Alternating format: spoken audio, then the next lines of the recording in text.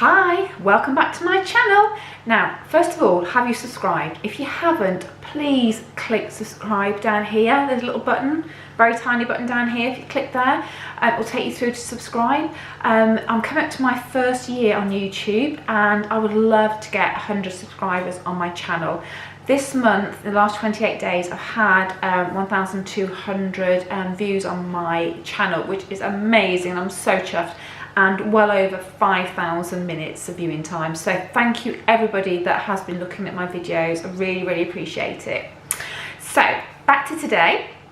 I'm super excited. It's the 4-day weekend because it's Easter and the sun is going to shine. And I can't believe the last time we had a bank holiday weekend which was guaranteed wall-to-wall sunshine. So I am super excited.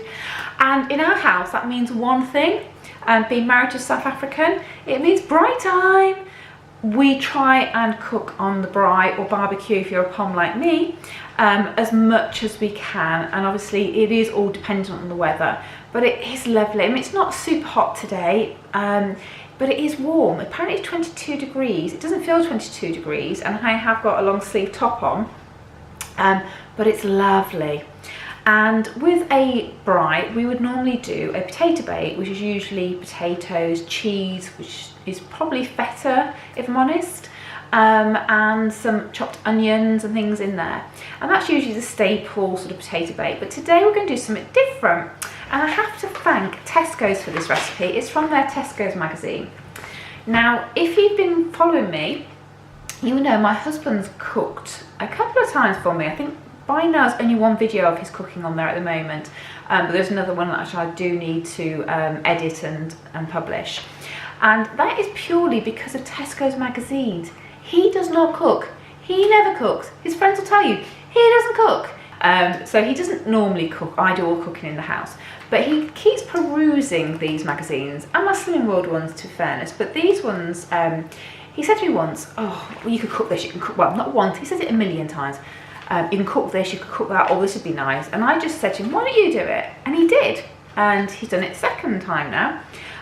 So I was flicking through this because my mum gets me these. Tesco's, when you do a Tesco shop online, can you please put this in with my shopping?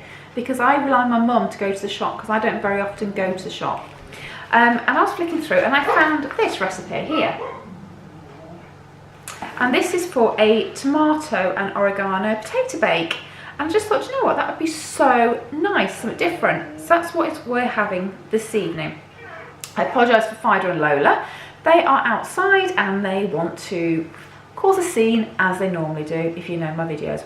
So this recipe, all requires from me is oregano, obviously, tomato, obviously, potato, obviously, and some red wine vinegar.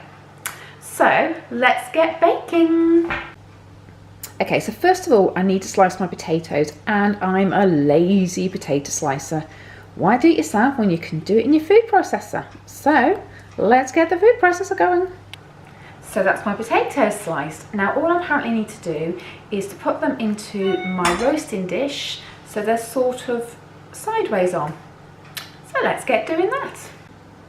There you go, there's my potato nicely stacked. Now can I just say, I'm a little bit of a rebel when it comes to potatoes for dishes like this. It does say on the recipe to peel your potatoes. I don't.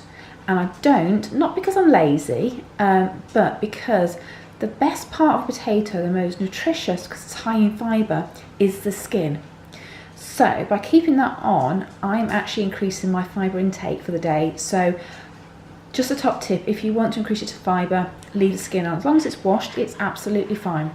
So the next stage is to then add a couple of tablespoons of red wine vinegar onto the top and then sprinkle with oregano. So let's have a look at that. Okay, so that's red wine vinegar added and the oregano. And I just now need to cook that on a very high temperature, actually, 200 degrees for 15 minutes. So let's get doing some baking. Okay, so that's been cooking for 15 minutes. Oh, look at the steam. Let's move away for a second. There you go, back in. And it actually smells like fish and chips. That's obviously the red wine vinegar. So now it says to tuck in your tomatoes in amongst, your tomatoes amongst your potatoes. So let's get putting some tomatoes in. Oh, it's a little bit hot, so just move it back a bit. There we go.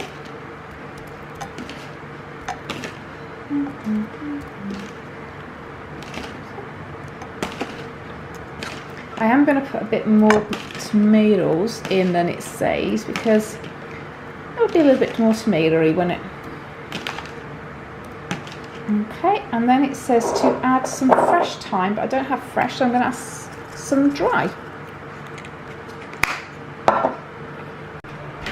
Okay, so now that goes back in the oven, and you turn temperature down and you cook it for another hour. Wow. So let's do that and see what it comes out like. Can I show you this? It looks and smells amazing. What's really nice is, and you can't see it from the camera, but this on top is crispy, but if you sort of lift underneath there, can you see? It's still quite soft. So you've got the crispiness and softness, and then the cherry tomatoes will add the sweetness. So if I compare my dish to the magazine, let me have a look. There we go. Can you tell the difference? What do you reckon? That looks amazing. Definitely recommend you giving this a go. So all's left to say, guys, is thank you for watching. Please subscribe to my channel and don't forget to click notifications, and I'm going to enjoy my dinner now. So have a fantastic weekend and tune in soon. Bye.